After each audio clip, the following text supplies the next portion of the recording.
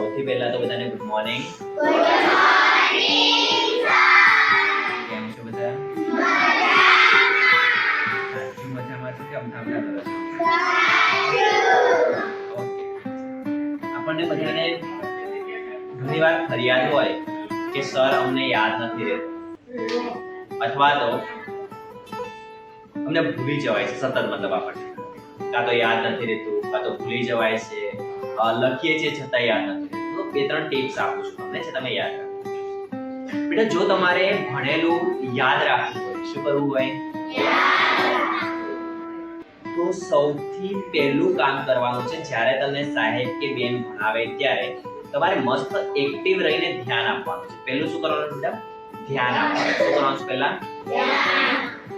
ધ્યાન આપ્યા પછી સાહેબ અથવા બેને તમને જે પણ ભણાવ્યું, જે પણ લખાવ્યું, એને એકદમ મસ્ત સારા અક્ષરે લખી લેવાનું. શું કરવાનું? લખી લેવાનું. શું કરવાનું? બધાએ એક્ટિવ રહેવાનું અને ધ્યાન આપવાનું, સાથે બોલવાનું. રેડી? તો સૌથી પહેલા બેટા જે પણ સાહેબ કે બેન ભણાવે છે એને ધ્યાનથી સમજી લો, શીખી લો. શીખી લીધા પછી એને સારા અક્ષરે મસ્ત કંઈ પણ ભૂલ ના થાય એવી રીતે એને લખી લો. લખી લીધા પછી જ્યારે તમે ઘરે જાઓ છો ત્યારે તેને એકવાર ધ્યાનથી જોઈને વાંચીને તૈયાર કરી દો. શું કરી દો? યાદ રાખો, આજે ભણેલું આજે તૈયાર કરશો તો જ આવડશે.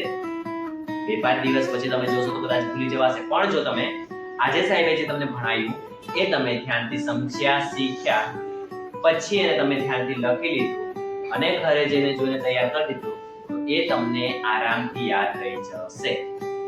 રેડી બેટા? સમજ પડી ગઈ? પહેલું શું કરવાનું? આપણે ધ્યાનથી ભણવાનું. શું કરવાનું? સૌથી પહેલા ધ્યાનથી ભણ્યા પછી એને લખી લેવાનું. શું કરી લેવાનું? લખ્યા પછી એને યાદ કરી લેવાનું. શું કરી લેવાનું?